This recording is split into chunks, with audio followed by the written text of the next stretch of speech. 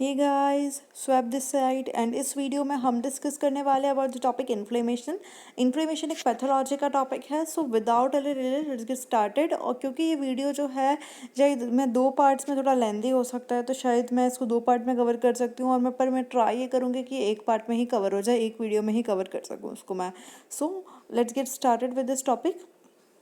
Inflammation क्या होता है, इसको हम ऐसे डिफाइन करते हैं कि reaction of the host tissue to the injury. आपको कोई बोलते हैं ना एक्शन का रिएक्शन, तो आपके मतलब कोई इंजर्ड हुई तो वो होस्ट टिश्यू एक तरह से रिएक्शन करेगा। अब रिएक्शन हो गया तो उसको हम इन्फ्लेमेशन कहते हैं। और इन्फ्लेमेशन जो है वो दो टाइप का होता है, acute inflammation and chronic inflammation. Acute inflammation क्या होता है, एक्यूट इन्फ्लेमेशन जो हमारा रैपिडली स्टार्ट भी जल्दी होता है, रैपिडली स्टार्ट होगा। आपकी इंजरी हुई और रैपिडली एक्यूट इन्फ्लेमेशन स्टार्ट हो जाएगा विद इन फ्यू सेकेंड्स, कुछ सेकेंड्स या कुछ मिनट्स में स्टार्ट होता है इंजरी के। और ये लगभग कुछ थोड़े से टाइम के रहता है, ज़्यादा टाइम के लिए नहीं रहता है, जल्दी स्टार्ट होगा जल्दी खत्म होगा, फिर few minutes to few days तक रह सकता है ये। और उसके बाद आता है क्रोनिक इन्फ्लेमेशन। क्रोनिक इन्फ्लेमेशन जो है वो लो ग्रेड का होता है, ये followed by the acute inflammation. Acute inflammation के बाद क्रोनिक इन्फ्लेमेशन देखने को मिलता है। इसके अंदर क्या होता है, लॉन्गर ड्यूरेशन का होता है, ये लॉन्ग टाइम के लिए होता है।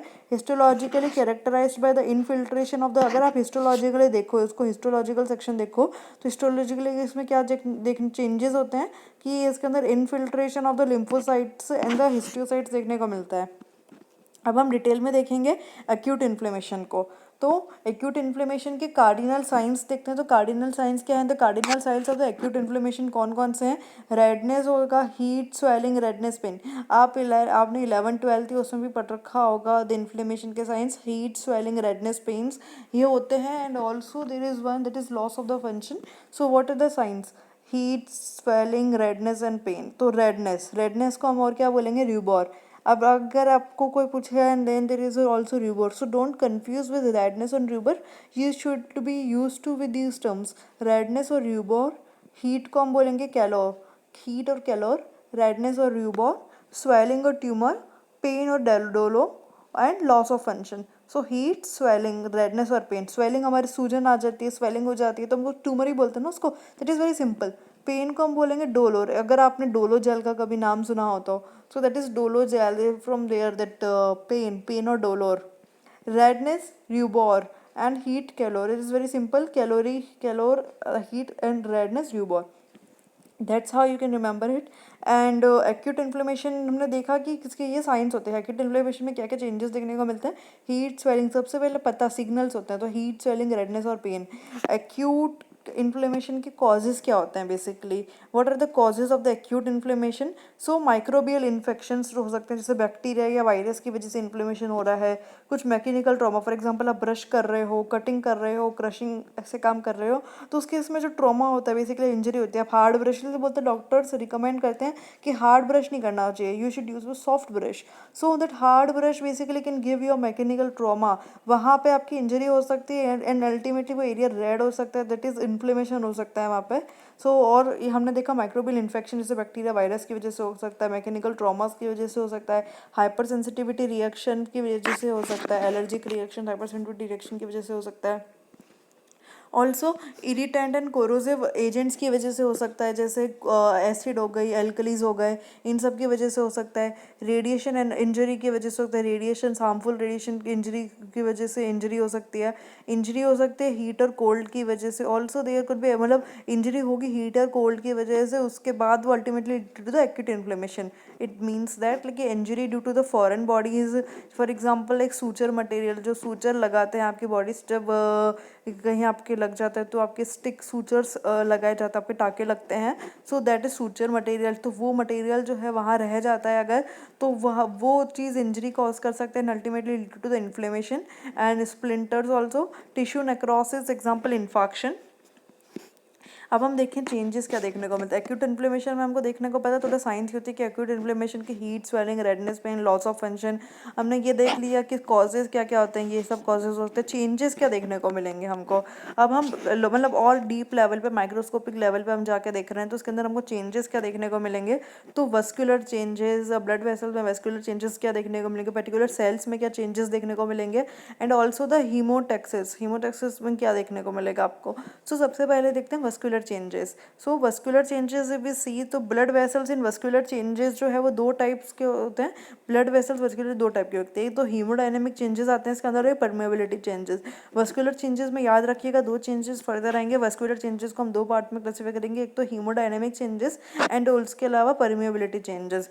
हीमोडायनेमिक चेंजेस देखते हैं। सो हीमोडायनेमिक चेंजेस क्या होते हैं, ये जो है वो they are vasoconstriction of the arterioles lasting for 3 seconds to 5 minutes। Haemodynamic changes are vasoconstriction of arterioles lasting for 3 seconds to 5 minutes। जो फ्लश कंडीशन वेसो कंस्ट्रिक्शन हो जाता है एट्रियोल्स का, आपके जो छोटे छोटे माइन्यूट एट्रियोल्स होते हैं उसके अंदर उनको वो आपस में वेसो कंस्ट्रिक्शन हो जाएगा, 3 से 5 मिनट तक चलता है ये। तो उसके बाद परसिस्टेंट प्रोग्रेसिव वेसो डायलेशन होता है which leads to the redness. वहाँ पे प्रोग्रेसिव वेसो डायलेशन, वेसल जो है वो डायलेट हो जाएगी जिसकी वजह से वहाँ पे हीट मतलब रेडनेस बढ़ जाएगी, रेड रेड दिखेगा आपको वो area. And increase blood volume की cause warmth, increase local hydrostatic pressure, local hydrostatic pressure बढ़ेगा वहाँ पे जो causes transudation of the fluids in the interstitium which leads to the swelling that is tumor। And also after this there occurs that swelling and the pain, and then the slowing of the blood flow and stasis। Slowing, फिर यहाँ पे क्या होगा कि आपका जो blood flow है वो कम धीरे धीरे कम हो जाएगा वहाँ पे, और स्टेसिस रुक जाएगा, थम जाएगा। इसकी वजह से क्या होगा कि आपका जो मूवमेंट है ल्यूकोसाइड्स का वो पेरीफेरी में towards like periphery with in the stream of the blood flow, इसको हम क्या बोलेंगे, ल्यूकोसाइड माइग्रेशन होने लगेगा वहाँ पे। And then the response due to the haemodynamic changes, क्या क्या हीमोडायनेमिक चेंजेस की वजह से रिस्पॉन्स आते हैं कि रेड लाइन देखने को मिलेगी आपको, रेड लाइन से बन जाएगी, red line due to the vasodilation of capillaries, flare due to the dilation of arterioles, wheal बन जाएगा due to the accumulation of oedematous fluid in extravascular spaces. So these are the changes. Red line देखने को मिलेगी, flare देखने को मिलेगा, and wheal formation, red line, flare and wheel, and these are the hemodynamic changes। After hemodynamic changes we see the permeability changes। So permeability changes में क्या होता है, इमीडिएट वेस्कुलर परमेबिलिटी किस वजह से होती है, due to response of contraction of endothelial cells of the venules. Prolong vascular permeability जो किस वजह से होती है, रिट्रैक्टर्स ऑफ एंडोथेलियल सेल्स की वजह से।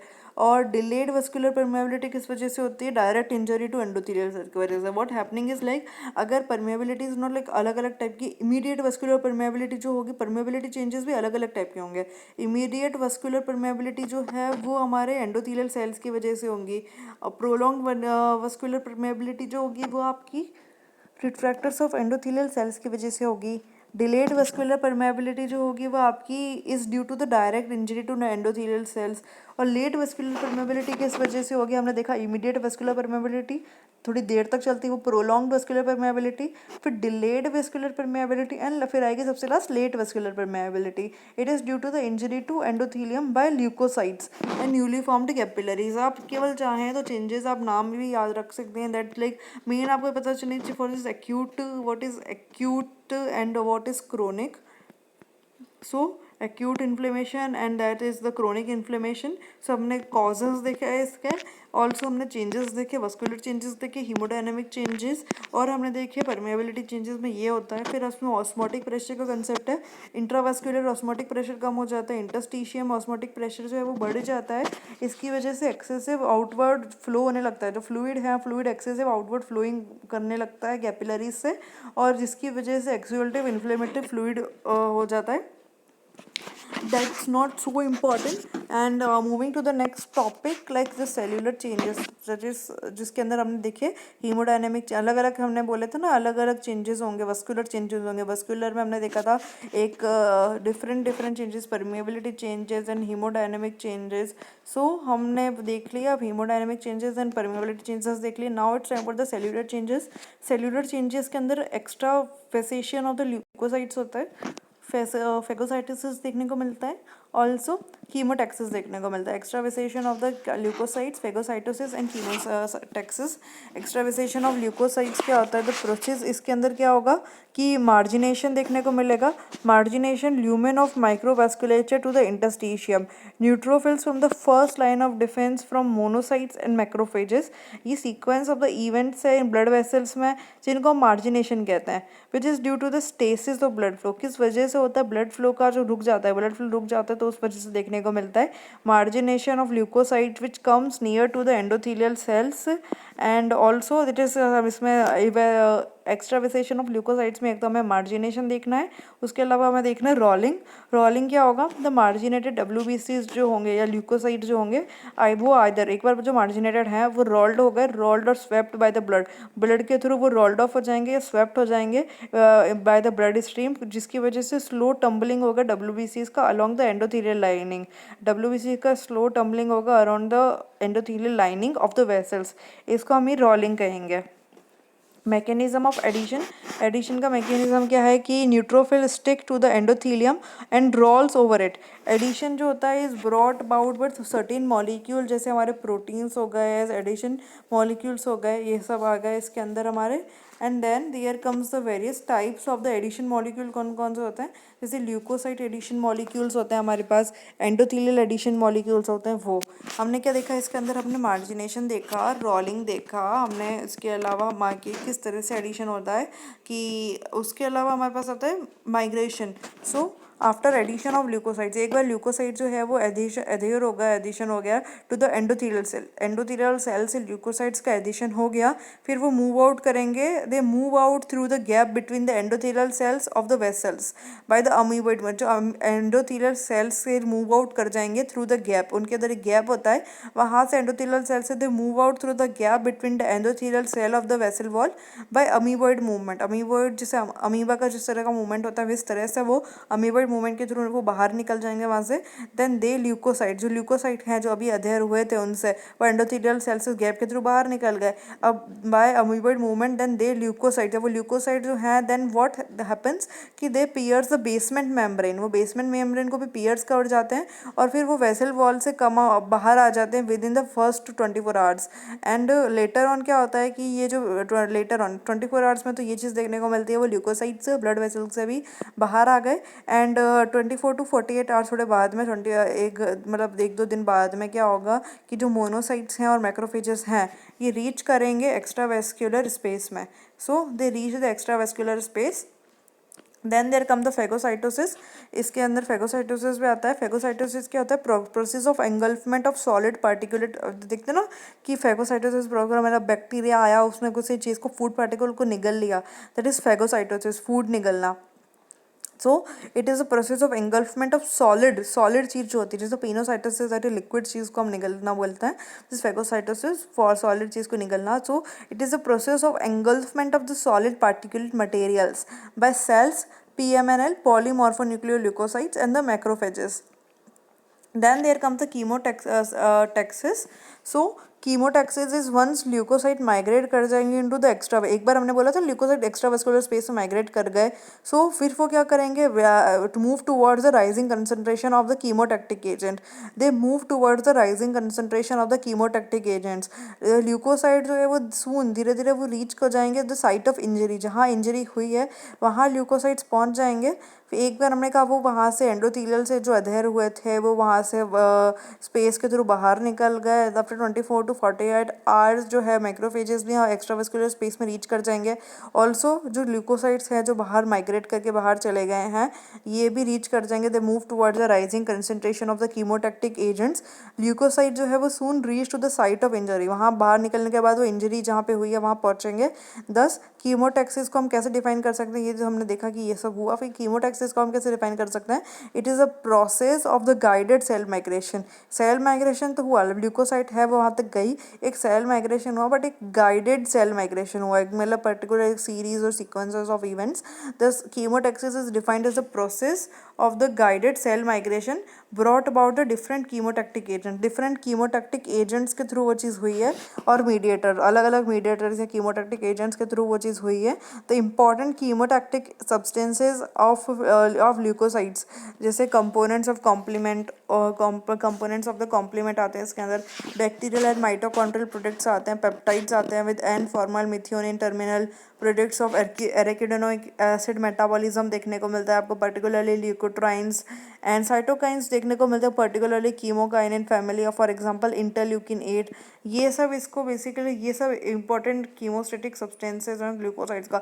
हमने कहा ना ल्यूकोसाइड्स कीमोटैक्सिस लाइक ग्लूकोसाइड पूरा बाहर आया, तो वो उसके पीछे के जो कीमोटैक्टिक एजेंट्स हैं जिनकी वजह से पूरा प्रोसेस हो पाया, तो दिस कीमोटैक्टिक एजेंट्स जो जिन्होंने ट्रिगर किया for the leukocyte to come out, so that is the component like complement के कंपोनेंट्स हो गए, बैक्टीरियल माइटोकॉन्ड्रियल प्रोडक्ट्स हो गए, उसके अलावा हमारे एराकिडोनिक एसिड, साइटोकाइंस, और साइटोकाइन जैसे हमारे chemokine family, for example interleukin 8, so ये सब हो गया।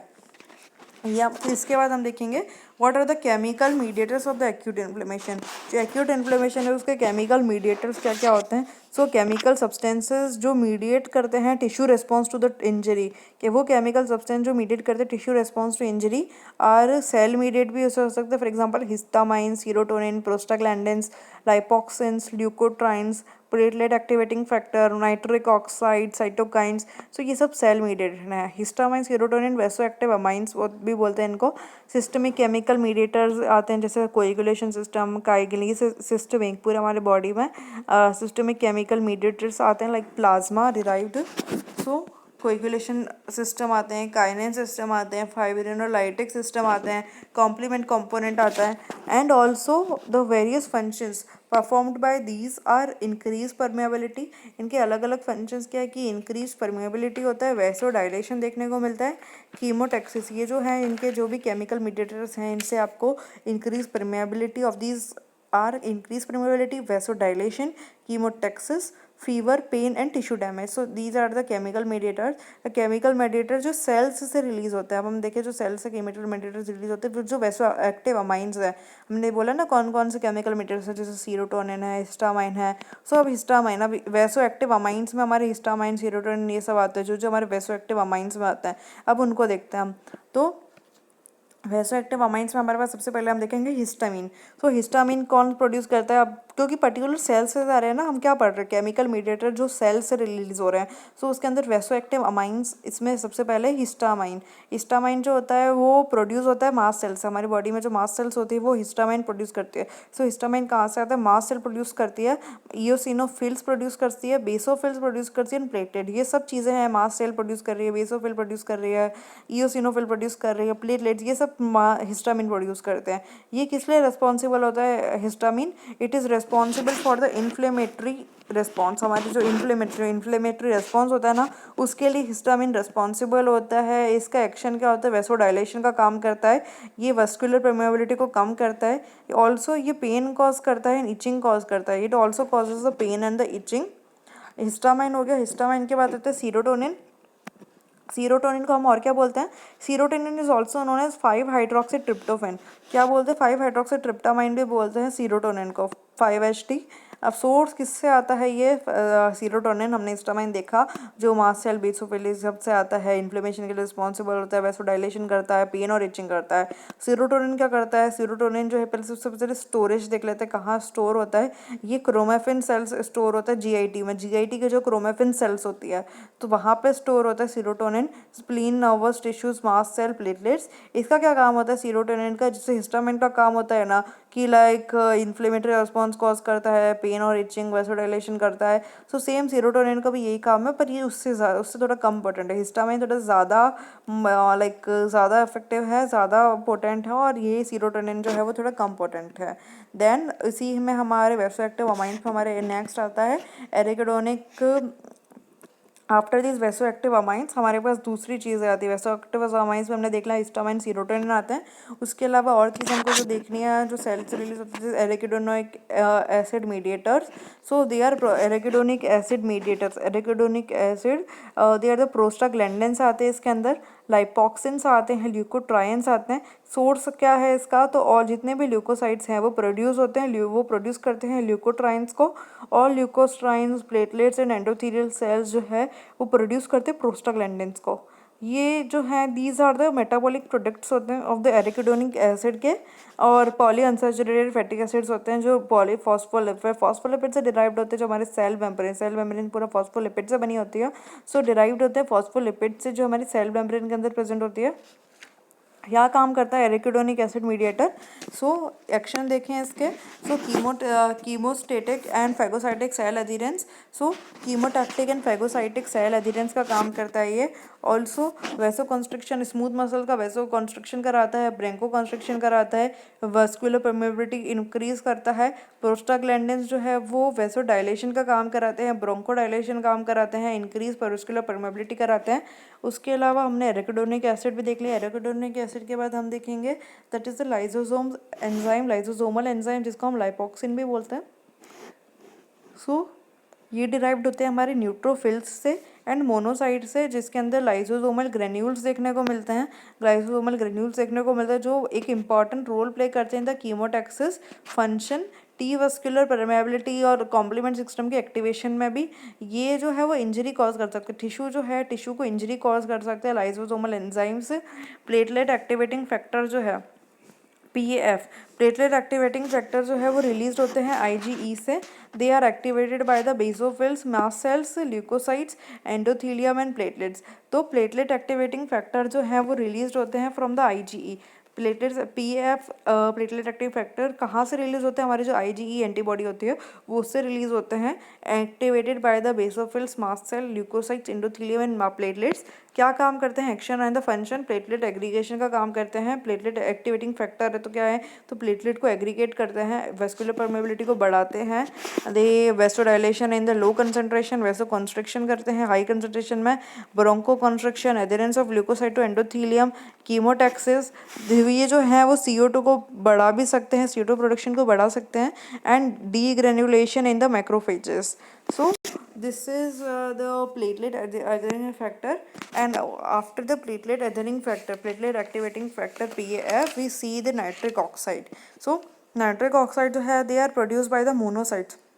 मोनोसाइट से प्रोड्यूस होता है hepatocytes, cardiac myocytes, epithelium, endothelium and muscle से, यहाँ से प्रोड्यूस होता है। नाइट्रिक ऑक्साइड क्या काम करता है, प्लेटलेट जो है उसको एडहियर करेगा, वो क्या करेगा, एग्रीगेट करता था। प्लेटलेट एक्टिवेटिंग फैक्टर PAF क्या कर रहा था, आपकी जो प्लेटलेट्स थी उसको इकट्ठा करते ना, एग्रीगेट करते, just for example like strawberry, तो एग्रीगेशंस होते हैं ना उसके अंदर। सो लाइक एग्रीगेशन का काम करता है, प्लेटलेट को एग्रीगेट कर रहा है। लेकिन नाइट्रिक ऑक्साइड क्या कर रहा है, प्लेटलेट को एडहेयर कर रहा है, एक साथ जोड़ रहा है, तो एडिशन का काम कर रहा है, प्लेटलेट एडहेयर कर रहा है। प्लेटलेट्स एग्रीगेशन का काम भी कर रहा है, main platelet adhesion, platelet aggregation and degranulation, it is also related to the platelet, and it has antimicrobial action होता है इसका। ऑल्सो वेसोडाइलेशन कॉज करता है leucocytic, because these all are the chemical substances related to inflammation.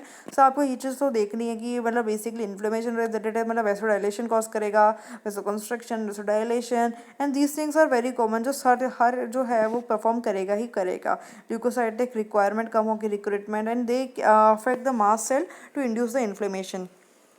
Cytokines आते हैं उसके बाद। Cytokines होते हैं वो प्रोड्यूस होते हैं by the activated lymphocytes. Cytokines कौन प्रोड्यूस करता है, by the activated lymphocytes in macrophages, endothelial cells and connective tissues. ये जो सेल्स हैं ये प्रोड्यूस होते हैं by the cytokines at the site of injury. These cells produce cytokines, ये सेल साइटोकाइंस प्रोड्यूस करते हैं at the site of injury when they get activated by bacterial lipopolysaccharide, जब वो एक्टिवेट होते हैं by the लाइपोपॉलीसैकेराइड्स। So when they get activated by the bacterial lipopolysaccharides और interferons gamma sales. क्या काम करता है साइटोकाइंस, साइटोकाइंस हमारा काम करते हैं, their functions like autocrine, paracrine, paracrine, endocrine. Autocrine function है, पैराक्रीन है, एंडोक्राइन है, system affect. Also they cause the endothelium activation cause करते हैं, adhesion of the molecules, secretion of the prostaglandins, other ल्यूसाइटोकाइंस को बढ़ाते हैं, फाइब्रोब्लास्टिक, द सेम थिंग्स हम तो देखने हैं, और वो नाइट्रिक ऑक्साइड प्रोड्यूस करते हैं। अदर फंक्शंस इनके क्या है कि ये chemotaxis for the monocytes, eosinophils, basophils, NK cells भी कॉज करते हैं। Afterwards we have that oxy-derived free radicals. So oxy-derived free radicals कौन से होते हैं, ऑक्सीजन derived, मतलब oxy-derived that is ऑक्सीजन से derived free radicals. So they are oxygen हो गए, O2 हो गया, मतलब H2O2 हो गया, that is hydrogen peroxide, and OH minus hydroxy ion that is radical हो गया। एंड सोर्सेज क्या हो गए इसके, सोर्सेज हो गए हमारे न्यूट्रोफिल्स एंड मैक्रोफेजेस होते हैं। ऑल्सो जो आपका एक्शन है, जो है इसका action that is low level का होता है, causes leucocytic adhesion, increase expression of the chemokines, increase level causes and the endothelial cell damage, जिसकी वजह से हमारी सेलुलर परमेबिलिटी बढ़ जाती है, एक्टिवेशन ऑफ द एंटीएस proteins, injury to the other cells, these are the oxidative free radicals. And afterwards we have like the plasma derived factor systemic chemicals. So plasma derived factor जो है वो तीन major, they contain तीन major pathway जिनके product systemic mediate की तरह act करते हैं of the inflammation. They are kinin system muscular contraction को smooth causes smooth muscle contraction, vasodilation, permeability and the pain, and coagulation या क्लॉटिंग सिस्टम होता है. उसके अलावा एक फाइब्रोलाइटिक सिस्टम होता है. तीन आपको बेसिकली तीन याद रखने होते हैं, like kinin system. Plasma derived factor systemic chemical में हमें जो है तीन मेजर पाथवे हैं, काइनेन सिस्टम, कोएगुलेशन या clotting system, and the third one is the fibrinolytic system. So these are the three pathway, and also there is also one that is the complement system. These after three pathway there is a complement system.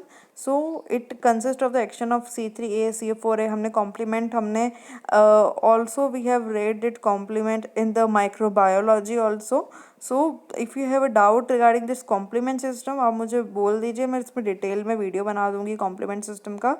Still आपका complement system वाले topic से कोई doubt है हमें से पूछ सकते हैं. The release histamine leads to the increased permeability, phagocytosis, etc. And chemical mediators and their effects क्या होते हैं? Vasodilation जो प्रोड्यूस होता है प्रोस्टाग्लैंडिन से, बाय नाइट्रिक ऑक्साइड से vascular permeability इंक्रीज हो जाती है. Also chemotaxis of the leukocyte activation is brought by the C5A. जो C5A है वहाँ से कॉम्प्लीमेंट सिस्टम C5A वहाँ से देखने को मिलता है. Leukotrienes bacterium production chemokine, fever जो है वो प्रोड्यूस होता है by the prostaglandins chemokines. So these are the changes which you see, like fever is produced by, pain is produced by these, and the tissue damage, oxygen metabolites and the nitric oxide. ये हमने acute inflammatory disease, हमने acute inflammation पढ़ रहे हैं तो acute inflammation में diseases कौन सी आ गई. सो एक्यूट इन्फ्लेमेटरी डिजीजेज. सो एक्यूट इन्फ्लेमेटरी डिजीजेज जो है डिपेंड करती है upon the aetiological agents. Aetiological कौन सा कॉजिंग एजेंट है एंड द टिश्यूज इन्वॉल्व, कौन सा मतलब किस एजेंट ने कॉज किया है. देखिए ना, बैक्टीरिया वगैरह की वजह से हुआ था, मैकेनिकल की वजह से हुआ था, या कोई अदर कॉज है, हीट कोल्ड रेडिएशन या होगा ऐसा कुछ किसी और रीजंस की वजह से हुआ था, कि ईटियल कॉजिंग एजेंट की वजह से, या फिर और जो टिश्यूज कौन से कहाँ पे हो रही है वो चीज़, उस पर डिपेंड करता है एक्यूट इन्फ्लेमेटरी डिजीज़. इसके अंदर कौन कौन से आते हैं? They are serous inflammation. Serous inflammation क्या होता है? It shows the exudation of the serous fluid. Serous fluid exudation होता है उसका with low cellular content. It shows the exudation of the serous fluid, इसके अंदर लो सेल्यूलर कंटेंट देखने को मिलता है. एग्जाम्पल इसका जैसे पेरिटोनाइटिस में देखने को मिलेगा आपको, और साइनोवियल जॉइंट है अगर वहाँ पे इन्फ्लेमेशन हो जाए तो वहाँ देखने को मिलता है. साइनोवाइटिस दैट इज़ वहाँ पे साइनोवियल जॉइंट में आपको इन्फ्लेमेशन, वहाँ पे अगर वहाँ पे आपका जो फ्लूइड है, वहाँ पे जो आपके नेचुरल स्पेसेस है उसमें फ्लूइड का एक्यूमुलेशन हो जाता है, फ्लूइड भर जाता है. जैसे प्लूरल कैविटी, जो हमारा लंग्स प्लूरा है, वहाँ पे जो बीच में प्लूरल कैविटी है, प्लूरल इफ्यूजन, तो वहाँ प्लूरल कैविटी के बीच में अगर आपको देखने को वहाँ पे अगर फ्लूइड एक्यूमुलेशन हो जाता है, that is also. And pericardial cavity where it is called as effusion, and pericardial यहाँ पे इसको इफ्यूजन भी बोलते हैं. उसके अलावा हम देखेंगे कि haemorrhagic inflammation. Acute inflammatory disease में हमने एक तो सीरस इन्फ्लेमेशन देखा कि ये होता है, मतलब बेसिकली सीरस इन्फ्लेमेशन बोले तो सीरस इट इज लिक्विड, तो इससे पानी बढ़ जाता है ना. पेरिटोनाइटिस, इन्फ्लेमेशन ऑफ द साइनोविल्स, क्योंकि जो जॉइंट्स है वो थोड़ा लिक्विड एरिया, वहाँ पे पानी भर जाता है बीच में, तो उसकी वजह से इन्फ्लेमेशन देखने को मिलता है आपको. तो इसकी वजह से क्या होगा कि मतलब बेसिकली सीरस इन्फ्लेमेशन में हुआ क्या, इसमें एक्सुडेशन हुआ सीरस फ्लूइड का. जो सीरस लिक्विड फ्लूइड है, लिक्विड वाटरी फ्लूइड है, उसका एक्सुडेशन हो जाता है in the cellular content. Haemorrhagic inflammation होता है. उसके अलावा हेमरेजिक इन्फ्लेमेशन क्या होता है? There is a blood tinge discharge, उसके अंदर ब्लड टिंज डिस्चार्ज होता है. एग्जांपल एक्यूट पेनक्रिएटाइटिस होता है, मेनिंगोकोकल सेप्टिसीमिया देखने को मिलता है. हेमरेजिक इन्फ्लेमेशन बोले तो हेमरेज कोई blood tinge discharge, blood tinge discharge की वजह से इन्फ्लेमेशन हो रहा है, जैसे acute pancreatitis, meningococcal septicaemia, that is. उसके अलावा हमारे पास आता है जिस fibrinous inflammation. So fibrinous inflammation क्या होता है? It is characterized by the accumulation of eosinophils. जो आपकी इयोसिनोफिल्स है वहाँ पे एक्यूमुलेशन हो जाता है, characterize by the accumulation of eosinophils या फिर पिंकिश कोएगुलम। आपका इयोसिनोफिल या फिर पिंक पिंक कोएगुलम जो होता है उसका एक्यूमुलेशन हो जाता है, जिसको हम फाइब्रिनोसिस एक्सूडेट भी बोलते हैं। Example acute rheumatic pericarditis, pericardium is covered by the fibrinous exudate. और जो पेरिकार्डियम है आपका, it is covered by the fibrinous exudate and then there comes the fibrinous inflammation. देख लिया फाइब्रिनस, देख लिया अपने इयोसिनोफिल्स और उनकी एक्यूमुलेशन की वजह से होगा। ऑल्सो इसके बाद आता है नेक्रोटाइजिंग इन्फ्लेमेशन। सो नेक्रोटाइजिंग इन्फ्लेमेशन जो होता है, it is the occlusion of blood vessel, blood vessel का ऑक्लूजन देखने को मिलता है इसमें। It is the occlusion of blood vessel, for example gangrene, gangrene होता है नेक्रोटाइजिंग इन्फ्लेमेशन में। जो ब्लड वेसल्स है वहाँ उसका ऑक्लूजन हो जाता है, फॉर एग्जांपल गैंग्रीन में। उसके अलावा हमारे पास सूडो मेम्ब्रेन इन्फ्लेमेशन होता है, हमारे पास सूडो मेम्ब्रेन इन्फ्लेमेशन देखने को मिलता है। सुप्यूरेशन, also ulcers, cellulitis, bacterial infection of the blood. So these things you will you need to see in these.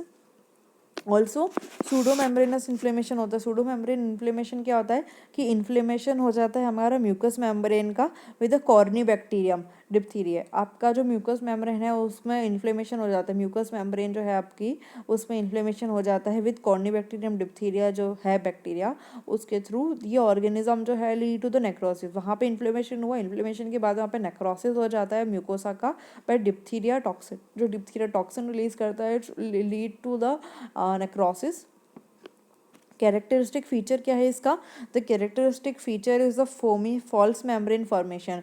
वहाँ पे कि जब अगर ये ऐसा सीन होगा कि सूडो मेम्ब्रेन इन्फ्लेमेशन होगा तो वहाँ पे एक फॉल मतलब फोम जैसा फॉल्स मेम्ब्रेनस फॉर्मेशन देखने को मिलेगा, विच व्हेन लिफ्ट, जब उसको हम लेफ्ट कर देंगे with the help of forceps. जब आप उसको फोर्सेप्स की हेल्प से उठाओगे, when you lift it with the help of the forceps, एक रॉ ब्लीडिंग एरिया रह जाएगा वहाँ पे। सो उसका क्या होगा कि सूडो मेम्ब्रेन इन्फ्लेमेशन में आपको वहाँ के उसका कैरेक्टरिस्टिक फीचर कि वहाँ पे एक फोमी जैसा फॉल्स मेम्ब्रेन फॉर्मेशन देखने को मिलेगा। जब उसको आप लिफ्ट करोगे तो वो हेल्प करेगा with the help of the forceps, it leaves a raw bleeding area behind. Then there come the separation. So separation जिसको हम एब्सेस फॉर्मेशन भी बोलते हैं। तो infection leads to the collection of the neutrophil, infection होगा उसकी वजह से न्यूट्रोफिल्स कलेक्ट हो जाएंगे, नेक्रोटिक डेब्रीज हो जाएंगी and इडेमेटस fluid forming प्रिल्यूवेंट एक्सोडेटिव fluid.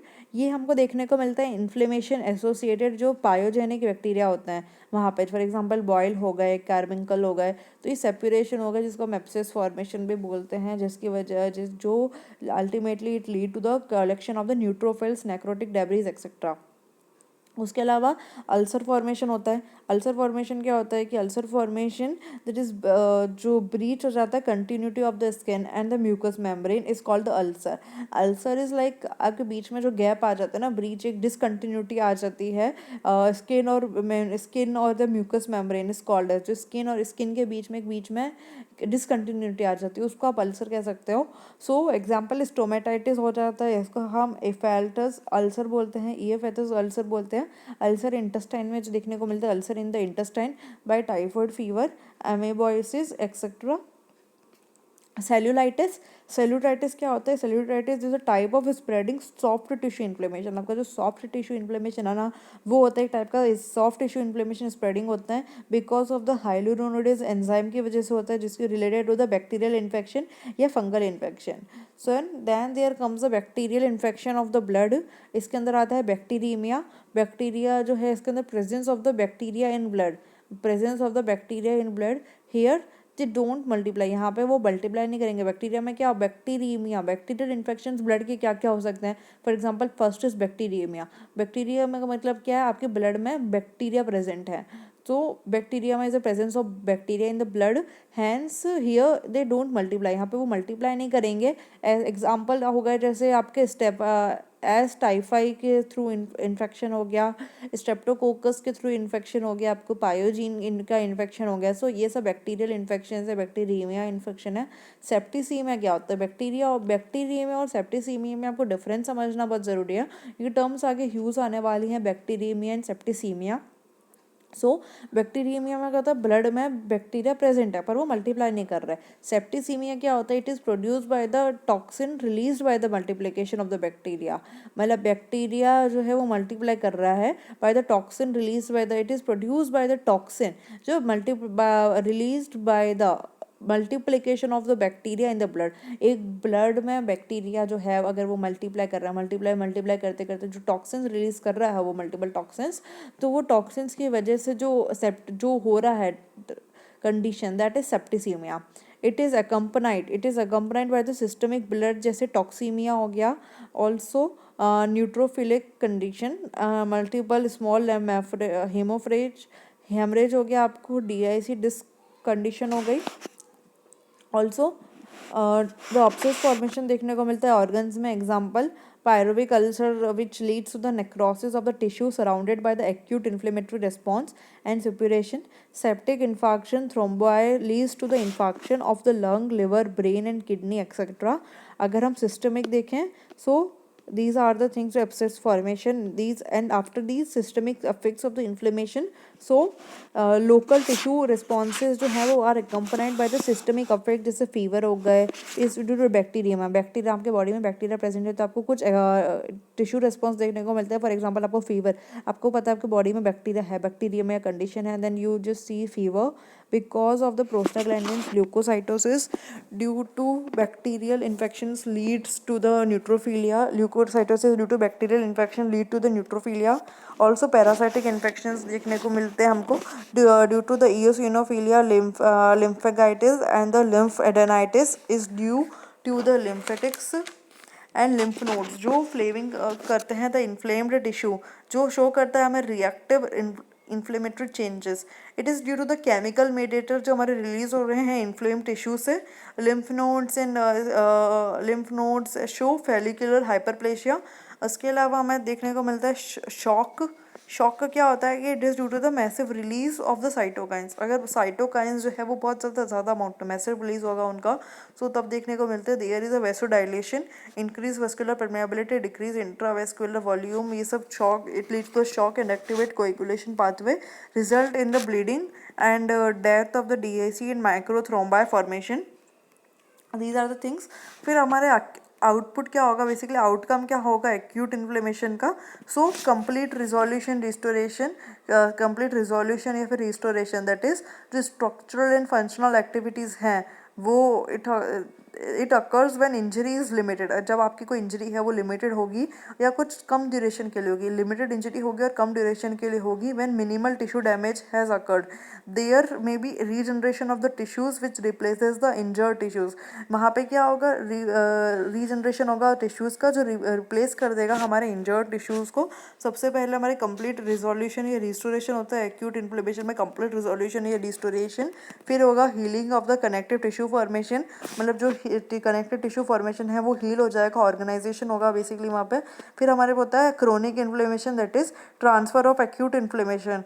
Acute inflammation, chronic inflammation क्या होता है, दैट इज जो एक्यूट इन्फ्लेमेशन है उसका वो होता है कि chronic inflammation that is transfer of acute inflammation. Acute inflammation का ट्रांसफर होगा when the infection persist for long period, जब इन्फेक्शन परसिस्ट होगा लॉन्ग पीरियड के लिए। And it may be due to the chronic diseases, जैसे tuberculosis हो गया, syphilis हो गया and fungal infection, prolonged exposure वगैरह, ये सब रीजंस की वजह से भी देखने को मिल सकता है। इसका सिग्निफिकेंस क्या है डेंटल सर्जरी में कि एक्यूट इन्फ्लेमेशन जो है वो एक्यूट सुप्यूरेटिव ऑस्टियोमाइलिटिस कॉज कर सकता है, lead to the acute suppurative and osteomyelitis which is a suppurative inflammation of bones. Aetiological agents भी सी तो मोस्ट कॉमन स्टेफिलोकोकस ऑरियस में देखने को मिलते हैं। Staphylococcus aureus, Staphylococcus albus infections, streptococci, tuberculosis, bacteroides, ये सब देखने को मिलते हैं। सोर्स क्या होता है इन इन्फेक्शंस का, the source of this infections are fracture of bone, आपका बोन फ्रैक्चर हो गया, गनशॉट बुल, trauma, peripheral abscess, periapical abscess, dental infections, haematogenesis spread from the other sides. Common sides कौन कौन से हो गए, जैसे मैक्सिला, मैंडिबल, ये सब हो गए। तो these are the things microscopically if we see, so medullary space जो होता है वो फिल्ड होता है with the acute inflammatory exudate consisting of the neutrophils, histiocytes and plasma cells. ये जो है दीगर large area of necrosis, large area होता है नेक्रोसिस का जो विद डेड बोन्स, पूरे डेड बोन से लार्ज एरिया हो जाता है, and chronic inflammation. Now we come to the topic chronic inflammation. पूरा एक तरह से हम देख रहे थे acute inflammation. After this acute inflammation हमको क्या देखना है? Now we have to see this chronic inflammation. Chronic inflammation क्या होता है? It is defined as the inflammation of the prolong duration. Prolong duration ज़्यादा टाइम के लिए होता है ये, समटाइम्स वीक्स एंड मंथ्स, कुछ वीक या कुछ सप्ताह या मंथ के लिए भी हो सकता है, in which there is like it's for the week और the month, in which leads to the tissue injury, simultaneously healing also takes place. It is followed by the acute inflammation होता है, acute inflammation के बाद देखने को मिलता है which is followed by the destruction and its phagocytosis by macrophages. Finally it lead to the healing and repair. Inflammatory cells जो होती है इन क्रोनिक इन्फ्लेमेशन और लिम्फोसाइट्स होती है, मैक्रोफेजेस होती है, इओसिनोफिल्स एंड मास्ट सेल्स। क्या होता है कॉजेज, किस वजह से क्रोनिक इन्फ्लेमेशन होता है? सो क्रोनिक इन्फ्लेमेटरी डिजीजेस क्या क्या होती है? ग्रेन्युलोमेटस इन्फ्लेमेशन देखने को मिलता है, ये are caused by the organism जिसके अंदर लो पैथोजेनिसिटी होती है, वो कम पैथोजेनिक होते हैं। They are caused by the वो ऑर्गेनिजम्स विद लो पैथोजेनिसिटी जो इंड्यूस कर सकते हैं delayed type of hypersensitivity. हमने पढ़ा था type 4 type of hypersensitivity जो होती है वो डिलेड टाइप की हाइपर सेंसिटिविटी होती है। So with low pathogenicity induce delayed type of hypersensitive reaction such as Mycobacterium tuberculosis, Treponema and pallidum causing syphilis, fungal infection, parasitic infection, sarcoidosis etcetera. ये हमारे granulomatous inflammation हो गए। उसके अलावा viral infection जैसे hepatitis virus हो गया, infection mononucleosis इसमें देखने को मिलता है। ऑटोइम्यून डिजीज जैसे र्यूमेटॉइड आर्थराइटिस हो गया, सिस्टमिक डिजीज हो गई, एंड ऑटोइम्यून डिजीज जैसे हमारे disease which are autoimmune diseases like disease which are one's own proteins and tissues जो एंटीजेनिक हो जाते हैं and induce self immune reaction. उसके अलावा बैक्टीरियल इन्फेक्शन आते हैं, फॉर एग्जांपल स्टेफेलोकोकस, स्ट्रेप्टोकोकस, इन सब की वजह से इक्वलाई एंड दीज ऑल। उसके अलावा हमारे पास आते हैं after bacterial infection there is the toxin substances जो हैं जैसे एस्बेस्टोस फाइबर्स हो गए, सिलिका पार्टिकल्स हो गए, ये सब रेस्पॉन्सिबल होते हैं फॉरेन बॉडी रिएक्शन के लिए। जो बाहर से हमको टॉक्सिन सब्सटेंस आते हैं जैसे एस्बेस्टोस, कोई फैक्ट्री या वहाँ काम कर रहा है कोई वर्कर है तो वहाँ एस्बेस्टोस फाइबर सिलिका वहाँ पार्टिकल्स इनहेल्स करने से toxin substances lead to the chronic inflammation।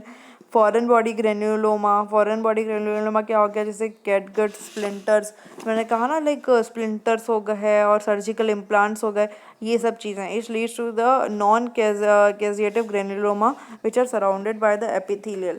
And now we see the last thing that is the differences between the acute and the chronic inflammation। So what are the differences between the acute and the chronic inflammation? So acute inflammation में का gross appearance if we see, so acute inflammation cause edema, इसके अंदर edema होता है, cause edema but no fibrous thickening। अगर inflammation हुआ acute inflammation आप देखने में कैसे लगेगा?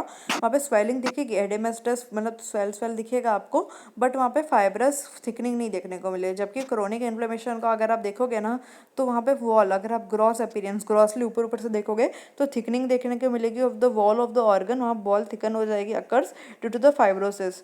Example like chronic polycystitis Crohn's disease, acute पॉलीग्रोन्स disease. In both this condition, इन दोनों कंडीशंस में क्या होगा कि like in both these conditions there is a diffuse thickening of the gall bladder। दोनों कंडीशंस में क्या होगा? दोनों जो गॉल ब्लैडर की वॉल जो है उसके थिकनिंग होने लग जाएगी and the small intestine wall respectively. Then there is a diffuse thickening of the gall bladder wall and the small intestinal wall respectively. Acute inflammation जो है वो वीकली अल्सरेट करेगा, it weakly ulcerates and perforate. For example typhoid ulcer जो होगा small intestine का, acute appendicitis होगा, acute inflamed appendix with perforate causing the severe peritonitis। Microscopic feature if we see तो तो एक्यूट इन्फ्लेमेशन में क्या होता है?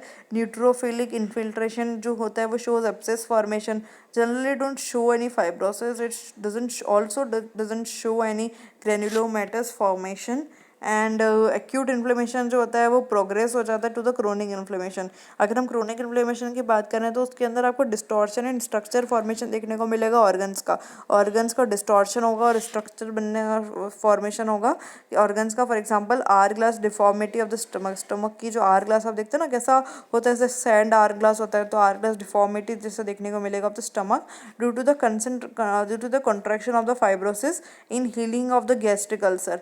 पाइलोरिक स्क्लेरोसिस जो होता है वो होगा due to the contraction of the fibrosis के कंट्रैक्शन की वजह से होगा during the process of the healing. जब अल्सर हील हो रहा होगा उस मोमेंट भी आपके fibrosis during the process of healing of the ulcer pyloric region में infiltration of the lymphocyte macrophages and plasma cell देखने को मिलेगा। कोई एब्सेस फॉर्मेशन नहीं देखने को मिलेगा आपको इतना। कॉमनली शोज फाइब्रोसिस दिखाता है ये, commonly shows fibrosis and it में shows granuloma formation. Example TB हो गई, इसके अंदर क्रोनिक इन्फ्लेमेशन हो गया, में shows is superadded acute inflammation जिसको हम क्रोनिक इन्फ्लेमेशन भी कहते हैं। So this is with the acute and the chronic inflammation. I know the topic is like आपको ये टॉपिक थोड़ा बोरिंग सा लगा होगा, लेकिन इसमें मोर आपको डिटेल देखनी है, मोर डिटेल्स एंड काफ़ी इसके अंदर डिटेल्स वगैरह वो चीज़ हैं। बट जो चीज़ हमारे प्रैक्टिकली काम आती है, जो चीज़ आपको पूछी जाएंगे, because there are many topics in this pathology, second year pathology. So आपको इसमें क्या क्या चीज़ें मेन देखनी होती हैं, तो आपको इसमें देखना होता है कि किस टाइप का इन्फ्लेमेशन होता है, एक्यूट इन्फ्लेमेशन क्या होता है, क्रोनिक इन्फ्लेमेशन क्या होता है, इनके जनरल डेफिनेशन, इनके जनरल फीचर्स की कैसे प्रोग्रेस होते हैं और डिफरेंसेस देखने होते हैं आपको एक्यूट और क्रोनिक इन्फ्लेमेशन के अंदर। थोड़े से चेंजेस की आप हेडिंग्स याद रख सकते हैं। So that is sufficient if you can't remember that whole thing because that's gonna be so bulky, but you can remember these things. So I hope you got this things की inflammation क्या होते हैं। और सबसे main जो हमने cardinal signs of the acute inflammation, ये अक्सर वाइवा में अक्सर ये चीज़ें पूछी जाती हैं, science of the inflammation. So inflammation का ये बहुत ज़्यादा इंपॉर्टेंट है एक्यूट इन्फ्लेमेशन की। तो cardinal signs of acute inflammation कौन से थे? Heat, swelling, redness, pain and the loss of function, these are the signs. And so this is be done with the inflammation topic. So I hope that's got clear to you. अगर आपको कोई doubt है आप मेरे से comment section में पूछ सकते हैं। Also, if you have any query or any doubt, you can just DM me on my Instagram. The link is in the description or also in the about section of my YouTube. So bye bye guys, keep learning, keep studying. I'll come back with another new topic.